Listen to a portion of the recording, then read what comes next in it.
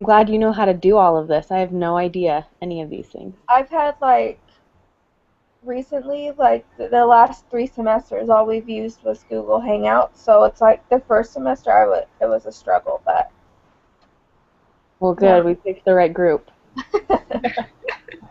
I have it up, so I have our names at the top and the case study. Now, everybody that has a Google Doc up, we can just type in it. Is that how it works? Yep, so everybody will have like a different color. I think that we should just pick one person to type.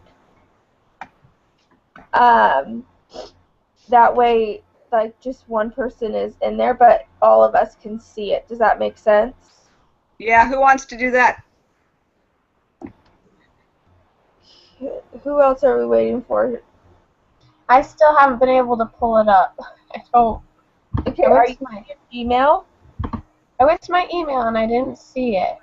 You didn't get an email? Uh-uh. Okay, hold on. Are you in your Google Docs or your... I don't even know how to get to Google Docs, but I went to Google email. Okay, what's your email? The Skills Girl at cable1.net. No, what's your Gmail? That is a good question. I think it's the same one because it had me switch over from Cable One to Google Plus, if that makes sense. Okay, wait, Skills Girl, that's it? Yeah. At Gmail. Oops. I'm going to send you another email.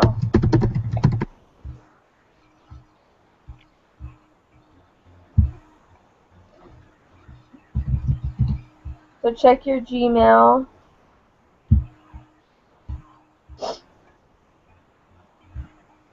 Oh, there it is.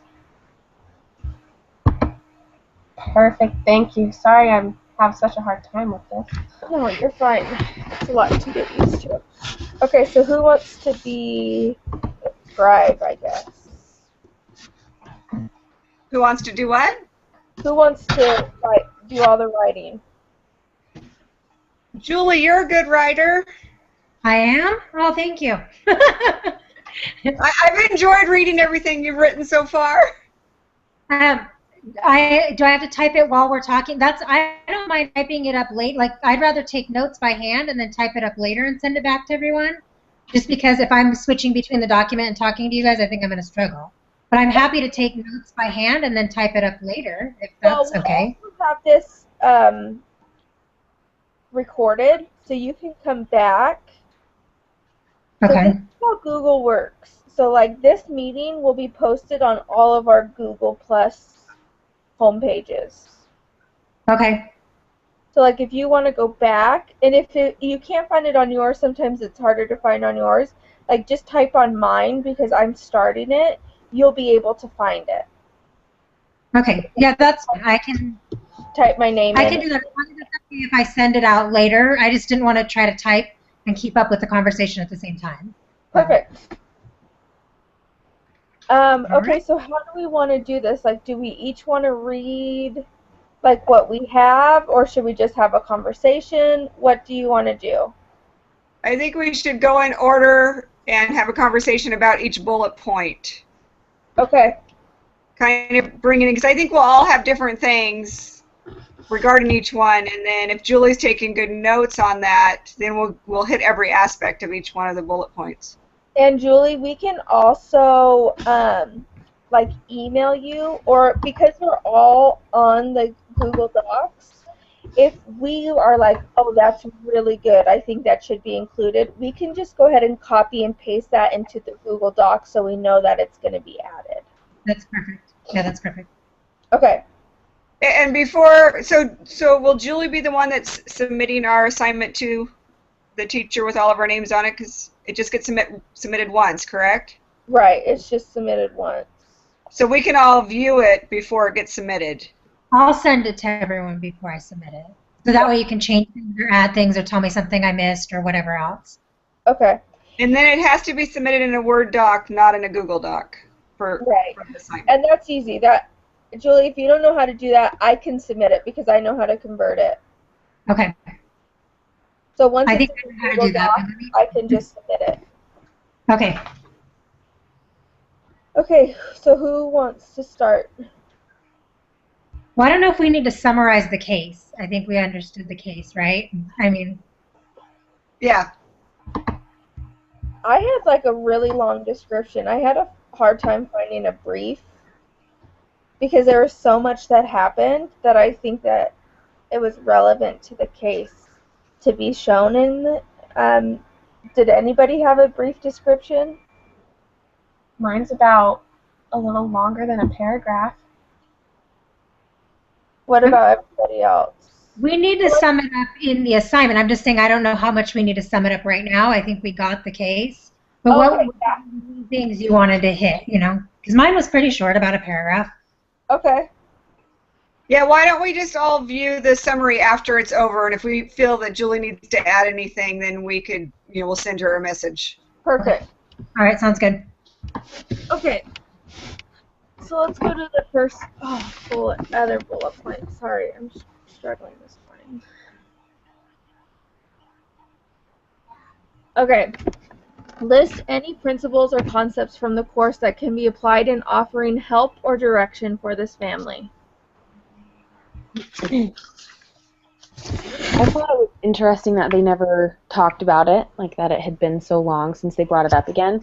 And the first thing that came to my mind was the ABCX model and how that maybe that would have helped them cope a little bit better if they could have, because there was that misunderstanding where the wife,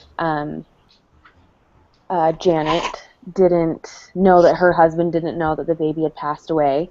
So Right. because of that miscommunication, if they could have maybe worked through that model a little better, there could have maybe been less contention. Well, and I think that, like with the ABCX model, like part of it is the perception. And so it's like each person is going to see it differently. And that's kind of, I think, where this model would start is he thought everything, not that everything was fine, he knew that he was still struggling, but he still thought that he was alive. And she was like, wow, he's being so insensitive to me right now. So I think that's great because perceptions is such a huge thing that it could really like make someone happier or angrier in a situation. Yeah, definitely. I wrote down the same thing with the ABCX, how they didn't share they had two totally different set of cognitions. They had a totally different idea of what was going on, and they never really worked through that. And maybe even later he realized, oh, he didn't know that I didn't realize the baby had passed away. He might have still been angry or upset by that or hurt, and they never really worked through that. And I thought that was actually really interesting as well. They should have shared those cognitions, I thought. And I just also put like how family council would have changed. Kind of, it's the whole ABCX model, but the family councils would be so important now that they have kids. It's like how often are they sitting down? The only time we hear that they sit down with their family is when Jerry passes away, or when they're trying to decide what to do with Jerry. So it's like how often are they missing out on these opportunities to bring the family closer by not doing family council? Yeah, and we also see that like as soon as they talk after Jerry died or whatnot, their family becomes closer together because they have that connection. Right. Together. Right. We see the family council happening at the end after they've been married for quite a while. It wasn't set up in the beginning, but part of that was probably it talks in the very beginning how there was neither one of them came from families that necessarily functioned in crisis, and so they had no skills actually going into the marriage Right. to even know where to start. And then crisis hit, and then there was no discussion that very first time, and just ignored. And so, which I think is like really important to understand is like how when something happens, I'm a big communicator. Like I will talk about anything with you because I need to make sure that like I understand where you're coming from and where you know where I'm coming from. And it's like if I can't talk to somebody about something, it like bottles up inside of me, and I'm like, it drives me nuts, and I can't. It's harder for me to function. In just a minute, okay? Sorry.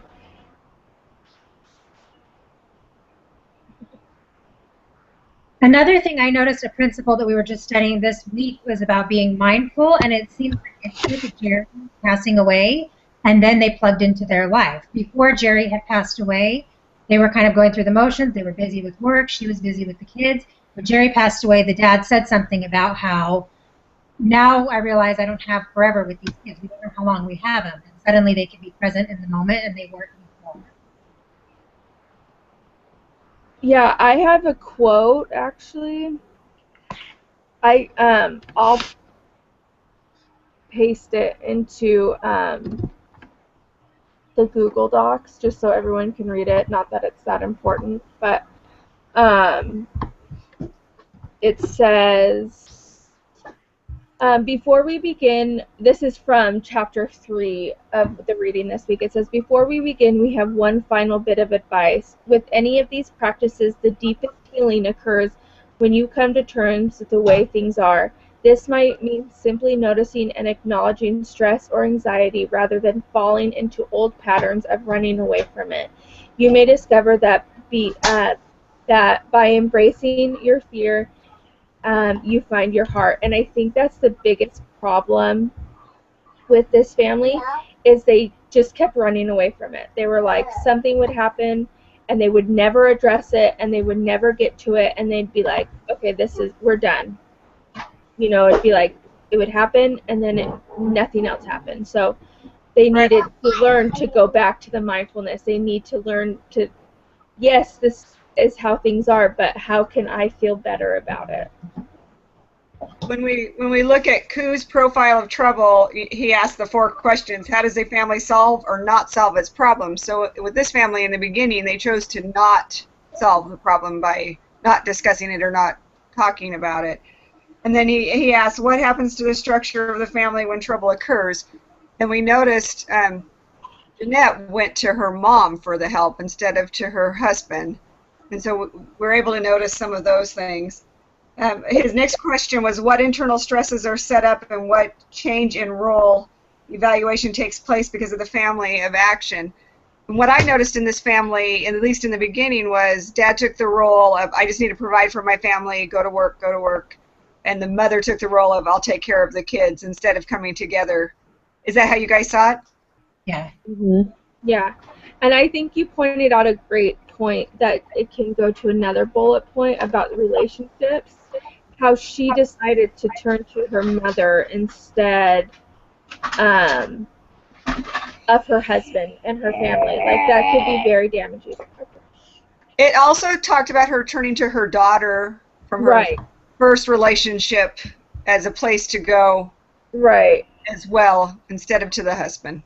So does anybody else have anything to add for the principles or concepts? No?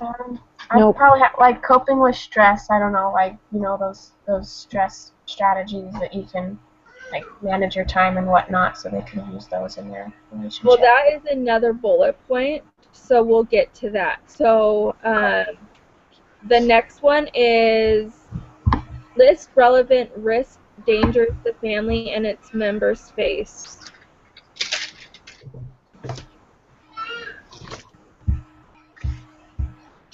Well, I don't know if anybody else was surprised when they coped effectively at the end, because everything we knew about this family, it looked like it was headed for a train wreck, in my opinion.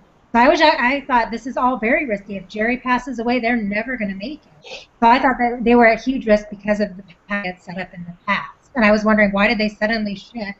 Yes, they had this vision of Jerry, but suddenly they coped totally differently than they ever had before, which I thought was interesting.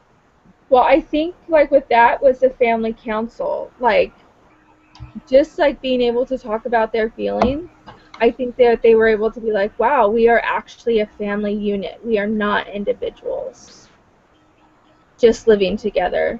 Like, for me, I have my points where, like, I feared, like, there was going to be depression, which I'm sure there was a lot more than we know about. Like, being burnt out, we learned a lot that Jeanette just wanted a break, but Peter kept working.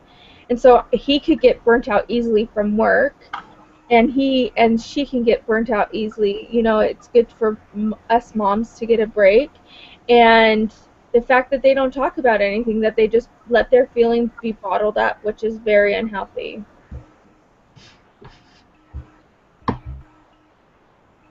As I was reading it, my thoughts were, and just some of it's based on my experience in life, was coming into the marriage with no skills, losing the first baby, going about just doing the best that they know how. And so that best would be he goes to work, works hard, they bring more children into the family, they feel like they're doing everything they're supposed to be doing, and yet they're somewhat lost because there hasn't been counseling or whatever's missing there. And there obviously was a whole bunch of risk with, you know, each child that was brought in. There's, you know, more things that need to be done. Everybody's getting a little bit tireder, and definitely risk to the marriage and risk with each of the relationships as well. There was another thing I was really concerned about, and it would be the risk for the oldest daughter who lost 2 siblings, not just one. We need to make sure we have that as a bullet point, because she went through the loss of the first baby, and if the parents didn't talk about it, she does not talk about it at all. So what's going on with her and her risk factors when she goes into relationships and marriage and having children as well. I didn't even think about that. That is an excellent point, because that, I mean, for a kid to go through something so big twice and not be able to talk about it is huge. And she was a stepchild. I am a stepchild. That's not an easy gig. I think to take into consideration, she all along was more at risk than the other in being a stepchild. Even though he considered her his daughter, she was still a stepchild. Right. He lost his first biological child, and what were the implications on her? You know, she was his child, but it was probably a different loss when he lost his son. So I think that she was at great risk. And if she was the one that was taking care of her mom emotionally after the first child, there might be a lot of stress even with the second child, her feeling that need to take care of the family. Well, and I'm sure she knows things that she shouldn't know. Like when you open up to somebody about a loss that big, you would think that the mom is sharing more information. Does that make sense? She put too much on her shoulders. Right. On her daughter. Because we don't know how old she was, right? Did they? No. I don't think we know. But either way, she's putting a lot on the daughter's shoulders. Are there any other risks that we think we've missed? I think we kind of touched on this one, but I think one of the ones that I really noticed was, I'm trying to find it on the case study, just where we did kind of touch on it, where he just wanted to work all the time and she felt super alone, and so she just was alone in this whole situation. But I feel like maybe we already touched on that one. I just had said that there's a huge risk of both of the parents being burnt out. Yeah, okay, yeah. There's like no support. I that's what I feel. But I feel like he thought, because there's no communication, that he thought that by providing more that she would be able to take a bigger break. But, you know, I mean, she probably just wanted to go to Target and walk around by herself.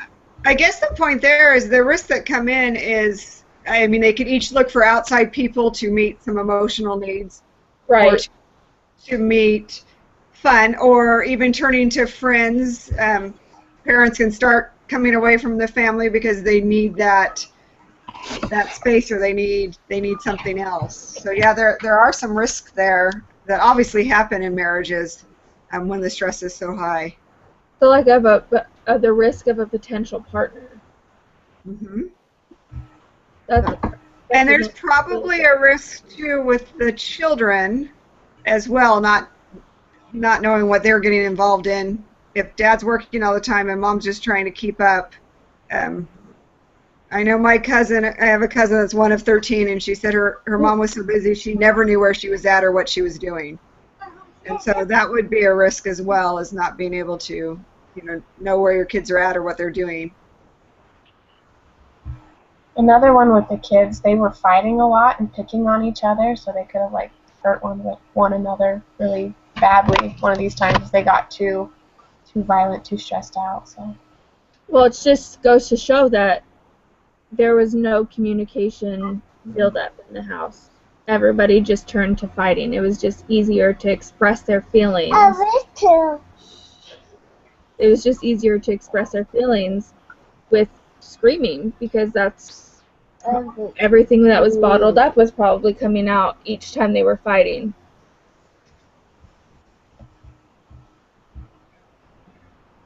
Julie, are we talking too fast? Are you getting all this? No, I've got 2 pages of notes so far, so we're doing good. All right, should we move on? Yes. Really quick, Alright. can I interrupt really quick? Yes. Okay, so I'm going to have to sneak out here in a couple minutes, so just before I do, is there anything that you want me to do since I won't be here for the last little bit? Like, is there a way that I could? Why don't you You want to just email me? You can copy email me, your I can make sure notes? stuff, like Okay. you're send your notes and I can make sure they get included. Okay, awesome. Okay, I'm going to stay for a couple more minutes and then I'll just kind of sneak out. So. And then with that as well, I have to leave at 9:05 to take my daughter to school. So I mean we're moving along, but so that gives us another 25 minutes. Can I go to school? No. You have to be 3. Okay, sorry. List relevant opportunities presented to this family as a result of the crisis. Oh, can I go to my episode? Yes. Mommy, I think this was in here. Does anybody want to start? Well, I mean, I noticed right away they missed their first opportunity with the death of their first child. So when I read this case study, I wonder, where are they looking for us to point out? Or are we supposed to be pointing out opportunities they had? So right when the first thing happened with the first child, there was definitely opportunities there to seek help. Like I know with my personal things, I wish I would have got help earlier rather than later.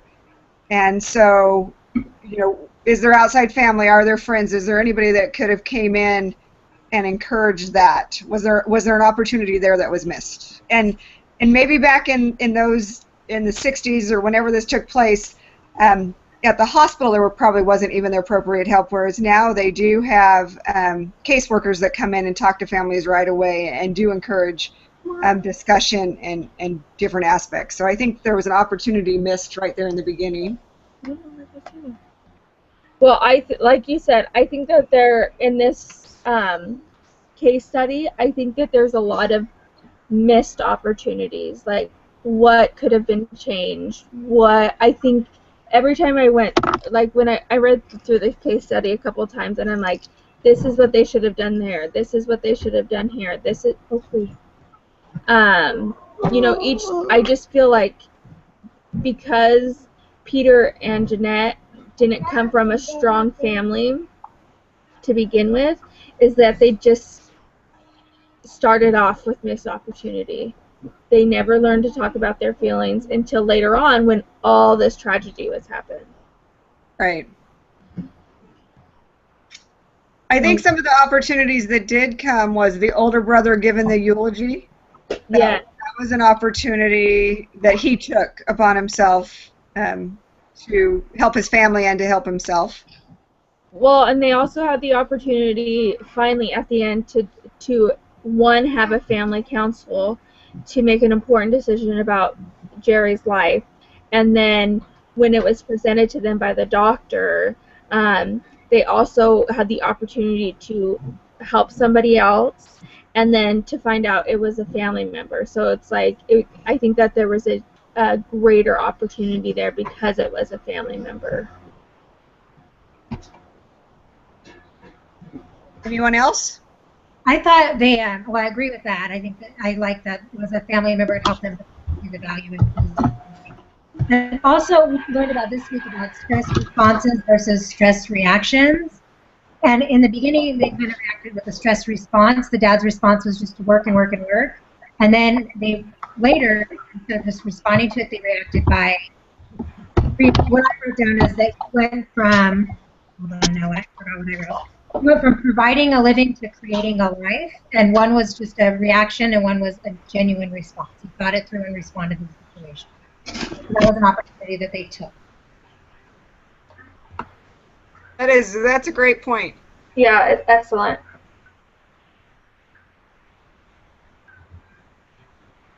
Okay, does anyone else have anything else that they want to share with opportunities?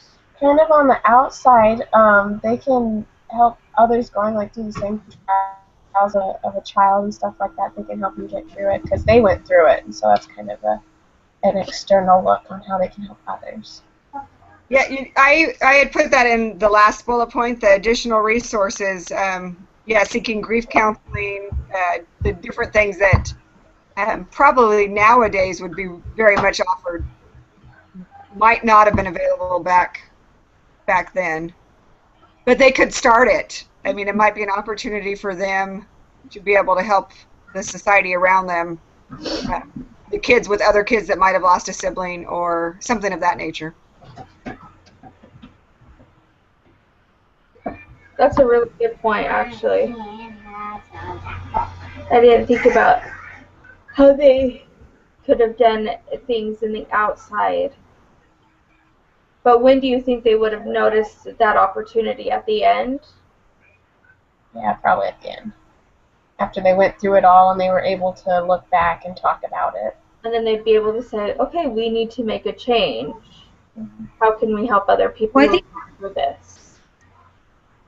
sometimes you don't see a situation until you've been in it. Like sometimes you go through something and then you like my friend, her husband had passed away from cancer, and she said not until after that happened to her then she recognized other people when they were sick, and she was like, oh, I don't know if I should go over, if I should interrupt, if I should bring dinner, if I should take their kids. You know how you always second guess if you should help? You realize any amount of help is welcome, and you just do the best you can. So sometimes you really don't see other people's needs until you've gone through something and you can relate. I think that's a really good point. Bernie, hush. Melissa, go let him out. So now that you say that, it makes me think, what happened with talking with the mother? Did the mother just tell her? I know this is like looking way too into it, but it's like she did seek outside help. Well, in the beginning, she went to her mom with the first loss because her mom had just buried her husband, and so she went to somebody that had the skills or knew what they were doing to take care of the burial and stuff. Right. Which is probably important, though it still has to be connected with the spouse because they were burying their child together. Though, you know, as we've studied in our things, sometimes people shut down and turn off, and so they're not, you know, not practicing their cognitive behavior, and so they've checked out, and so maybe the mom was just taking care of things because they needed to be taken care of. True. It's hard to analyze it. So would that make her turned off from going from outside help? Like, I went to my mom, she helped me with what I needed to bury my son, and then that was it. Like, she didn't help me emotionally, she didn't help me. Does that make sense? Like, was she turned off by getting outside help, or was she just like, well, I have to brush it under the rug because of this? After the things that we went through with in our family, I had gone to a class and they had some people speaking. They were talking about family decisions. In normal families, you're running, everybody has their part. So, okay, we're ordering a pizza. Somebody's the one that makes the phone call. Somebody's the one that chooses the topping. And it's all pretty common, and maybe there's an argument here or there, but it's usually taken care of. When you get into extremely stressful situations, now all of a sudden these minor decisions, like what topping's going on the pizza, is a major decision. You know, do we, you know, pull them off life support, or do we give them this medication, or whatever it is we do? And it becomes much more serious, and that's when family dynamics come into play, and you don't always know what's going to happen. Yeah, no, that's an excellent point. All right, does anybody else have anything else to add under that? We good? All right, the next bullet point is note important relationship considerations. Well, we can go back to what we were just talking about, is the mom. When we were risks, we went out of that. What? When we were talking about risks, we talked about just about every relationship in the family and the risks that were involved in those relationships. So do you want to go back to those notes? Well, unless anyone has if you have something else to add, but I think we pretty thoroughly covered the relationships between the kids, the mom, the dad, everybody. Yeah, you know what I added on mine? Relationships between teachers. So all of the kids at school and their relationships with their teachers at school would be something to consider. Also, relationships in scouting programs at church. If a kid, one of the child is not connecting with the family, maybe a bishop or a young man or young woman's leader might be able to be the one that can connect. Right. Or a coach or something of that nature. So there are some relationships there that I think just need to be added besides all of the ones that we obviously know, just to keep under crisis that they're still playing with their friends, that they're still, going to swim practice, whatever it is, those relationships should be watched as well. And that's a great point because we know that the family was at church when the mom rushed Jerry to the hospital. So we know that there are some relationships out there. We know that people know about these crises. We know that these kids are being taught. So we should but we should definitely acknowledge that there are people out there that these kids can turn to, that they have relationships with. Right, and some of that might, fall under the parents, and you have one kid that needs to not talk about it, and maybe another kid that does need to talk about it, and so letting coaches, teachers, whatever, whoever it is, know, kind of get an idea of where they can come in to help, and how to keep the relationship strong.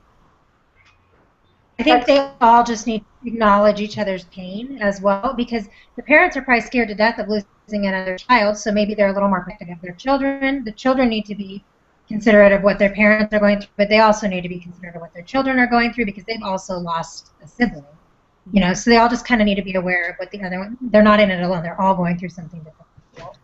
And especially that oldest daughter that went through both losses. Right. She has a rough time of it. All right, does anybody else have anything, or should we move on? Move on. Let's move on. Recommend coping strategies. I'm going to be in here, but I'm going to make breakfast really quick. So I can still talk, you just won't see me. What are we having for breakfast? Bagel and cheese. Okay, coping strategies. I think meditation. What was that? Meditation. I think if they were mindful of what was going on and they took a moment to realize that the situation is what it is and they just needed to deal with what it was and not try to brush it under the rug, that they would have been more acceptful of everything. Absolutely. Having lost the two children, it would be so easy to go to the future and be so stressed out about everything any of the rest of your children are doing. So it would be really important to be mindful and probably practice a lot of meditation techniques like the ones that we read this week to be able to pull themselves back in, because as the parents or that oldest daughter or maybe even the other children start to have anxiety or panic about different things, if they could practice that and pull themselves back into the present. And then also the opposite of that, not going into the past, which would be really hard to do having had that loss, but really trying to stay in the present. I also think that kind of going back to they need to talk to each other. They need to have listening strategies and hearing strategies of each other to be able to help them come through this. And the recognition of the roller coaster that we learned about. So there are going to be things that are going to happen. They can't expect it just to be normal and perfect. There are going to be things that come with the loss. Birthdays, different times of the year where you would know that child or that brother would be doing something, and so knowing that you're going to have things that are going to come up. Recognizing that, not trying to get rid of it. Well, and I think that when you're open with your family or support system, that they just kind of know what you need to go through and how they can support you. Like, when something happens to me, I just need to cry, and I need to cry for about 2 hours. And I don't want people to be like, it's going to be okay. I just need them to know that I need to cry. And then after that, I can face what's coming to me. So it's like my coping strategy is like, I would say like crying and meditation. Because during that crying, I think, okay, what is my next step? How can I, not like so much meditation because it's talking about going into the future, but I really do try to just focus like, okay, how can I calm myself down? And then after I'm done crying, my husband knows that he can like come to me and say, okay, how are we going to solve this? But if he were to come to me like why I was crying and is like, how are we going to solve this? Like that would be a disaster for me. So I think once you, going back to the very beginning, is we know that Janet and Peter come from a family that never dealt with this kind of stuff, so they probably don't even know their own coping strategies. I think you have a great point, Natalie. That acknowledgement that everybody copes different. We had a situation where 3 of the 5 family members were extremely ill, and my one son wasn't, and he came to me, Mom, just give me something to do. What he needed was an assignment. And once he had an assignment, then he was able to do it. And so where one person might need to cry or need a space, another person might need something to do. And so, yes, having those family discussions so we know how each other copes and we can, help in that coping mechanism. I was going to add on to that one, another bullet point of mine is service. So whenever I like have a hard time or whatever, I get myself lost in service because that's one of my coping strategies. So too. That is a great point because I mean that's also something we learned from church leaders. I was saying mood logs. I don't know if I so much sit down and write mood logs very often unless I'm assigned to, but I do kind of, what you were saying about crying it out and thinking it through, I kind of think things through and I say, okay, where am I being irrational? Where is I think all or nothing. Every mood log that we've been asked to do so far, I go to that all or nothing thinking. It's like all black or it's all white. I don't know how to manage the in-between. So I have to help myself say, this is distorted thinking. The whole world didn't just end. Step back, look at it realistically. So I think sometimes writing down your emotions and your thoughts and then looking at them objectively, you can say, that's way out of proportion. So I think that would help them as well, just to look at what thoughts they had. Yeah. You can do a mood log on your cell phone. Like for me, mood logs have to be done right when it happens. Like you said, right when I'm happy, having the all or nothing thinking. If I do a mood log and on the app on my phone, it gives me the distortions, and then it somehow points back to me. Okay, I'm stuck in this. So things like that do have to be done pretty right when it happens, to get out of that distorted thinking. For me, sometimes I can think of what would I say to someone else if they came to me and said these ridiculous thoughts I'm having. What would I say to them? And I would usually say, well, okay, you're overgeneralizing. Or whatever, and then I can look at myself more clearly. That is a great point. What would you tell a friend in your situation?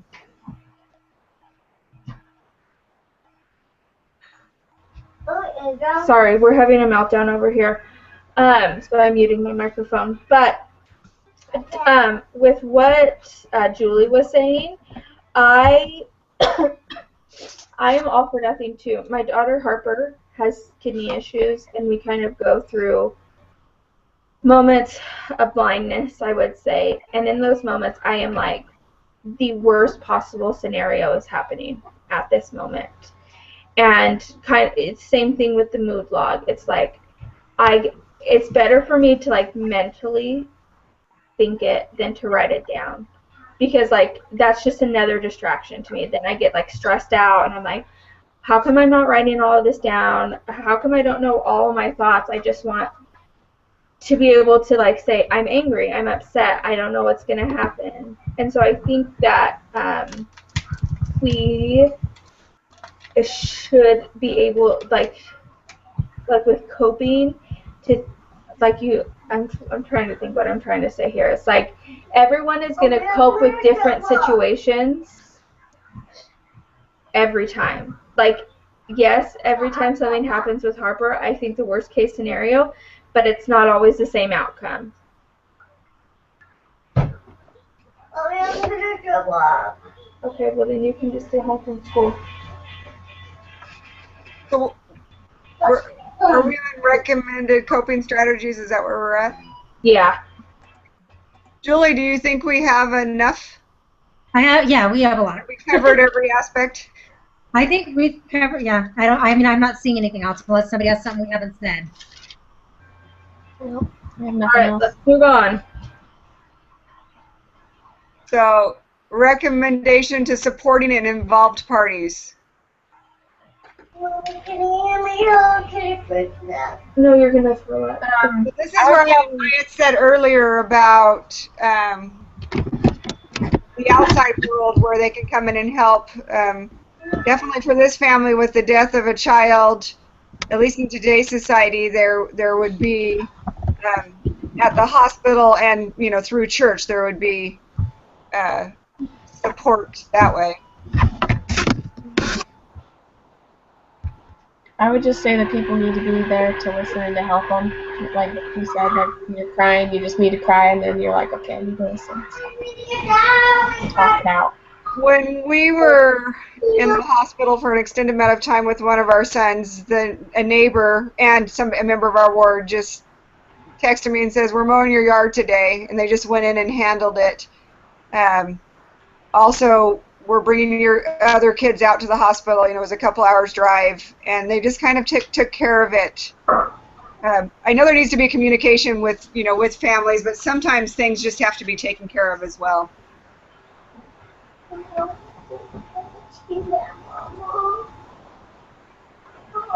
So maybe just making sure that people were informed. They needed to be informed. Family members, church members, whatever, so that if there was a need, they could meet, which is easier nowadays with Facebook and everything. Somebody puts, "I'm hungry," and 50 people show up with dinner, but they didn't live in a time like that, so they would have needed more communication with the bishop or whoever to make sure people knew that there was a need, and that people could meet the way they needed it met. Sometimes you don't want someone to come in and try to solve all your problems. You want them to let you try or just listen to you or whatever it is. So you need to really listen to what people need. Yeah, communication is huge. Sometimes families too can assign an extended family member to be the one to communicate with people and take care of needs. But then also sometimes families don't come in and help, and that's where friends do, neighbors, school teachers.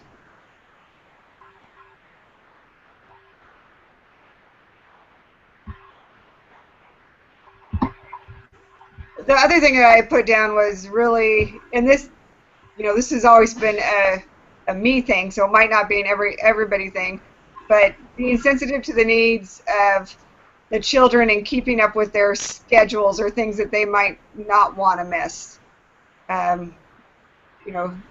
Being at school, getting a project done, even though there's a crisis going on, that somebody out there is aware of the other things that are happening and how to keep them up, how to make those decisions. I don't think there's a right way or a wrong way, but if you have you have a big family, there's going to be a lot of things going on that can affect the kids later on. I missed this because of that, or. I think life has to go on for them as normally as possible. And if that means you have to reach out, I don't like to ask for help, but if it were a situation where your kid's future is at stake because you were not willing to reach out, sometimes you have to kind of shelf your pride and reach out to people and say, my kids need to have a normal life, even in the middle of a crisis. So I think that's a really good point. Yeah, I think you hit on a really key point of letting go of that pride. I know when my one son was really sick, my other son was right in the middle of his water polo season, and I couldn't get him to and from practice, and at that point I couldn't afford even the suit or the sweatshirt, the matching sweatshirt. And I remember struggling and thinking, how do we do this? And I just finally just had to write it in an email to somebody just telling them, this is my situation, I don't know what to do. And an email came back saying, you know what, there's a whole bunch of us, you don't worry about this. And even to this day, it's still really hard. Well, with that, I think social media helps with that, because sometimes when I feel like so lost with Harper, like sometimes I'll just be like, you know, we're sitting at the hospital and these are the thoughts that I'm having. And it's like, sure enough, someone is going to like text message me or send me an email or call me just to make sure that like I have everything that I need. And so it's like, although like I don't know who to go to at times, I just know that like social media, I know that sounds kind of silly, but the first time that Harper was in the hospital, we were rushed, and I had just posted something. Oh, I posted a picture of her. I journal through Instagram, so I posted something, and sure enough, like Sean called 20 minutes later. He's like, "We have dinner for 4 weeks. We have like everybody in our ward like jumped in right as soon as they saw that message, and like people were coming to the hospital with food for me, and they were taking care of the family here." So I just think that sometimes just putting it out there, putting your feelings and emotions and thoughts out there, other people are able to reach out to you that you didn't think were able to. I think sometimes we wonder why nobody's coming to help. Social media changes the game. These people lived in a time before social media. Absolutely. But I think we wonder, oh, why isn't anyone helping? Nobody can help you until you open the door. People cannot read your mind. They cannot predict what's going on. Everyone's going through something. You kind of, sometimes you have to, it is hard. You have to humble yourself, open that door, and then if other people choose to come in and help, which they always do, then you're not so alone. But you have to be the one to initiate opening that door, I think.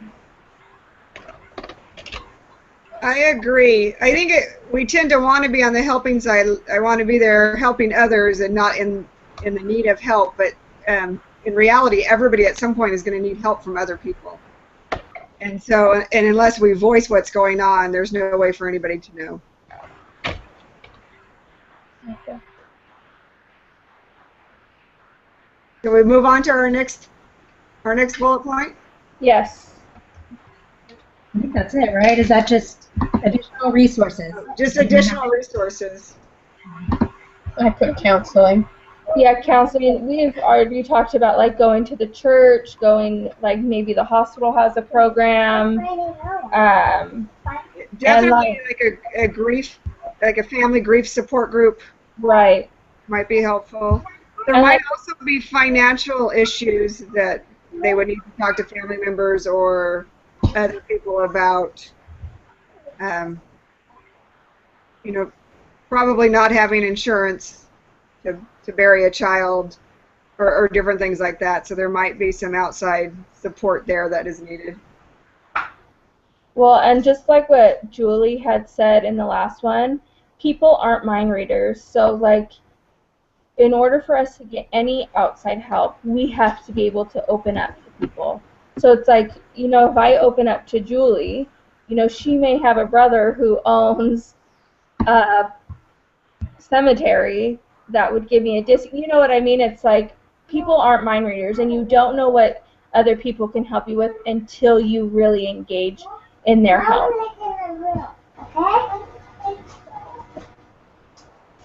And the outside resources too could include the teachers and coaches and stuff, and asking them to keep an eye on the kids and to let you know if there's something that you're missing as a parent or something that needs to be addressed, because any of those kids could end up with depression or anxiety, or some fears. They might have seen the situation in a different way. They might project it on themselves.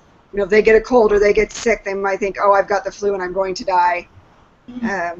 So definitely keeping that open-ended in the family, letting the kids know, you don't have to go to counseling now, but at any point you feel like you need counseling, please come to us so we can help. And that might be where a bishop comes in as well, because counseling can be very expensive.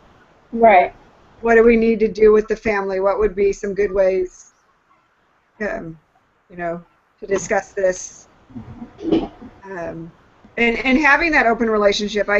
I know personally for me, when we went through some hard times, our bishop had called us in and said, you need to talk to me, you need to tell me, because both my husband and I had really big callings. And we both kind of come from the thought, no, we have to do our callings. You know, this is what you do. You do your callings, you do them well, even through tragedy. And I remember finally going into the bishop saying something has to change. And he said, you know, do we release you or do we release your husband? And I looked at him and I said, both of us. And he said, absolutely, then it's done. You tell me where you're at. And sometimes we are in a culture in the church or maybe even at a company where you work or wherever it is where we think that we have to be able to keep up everything.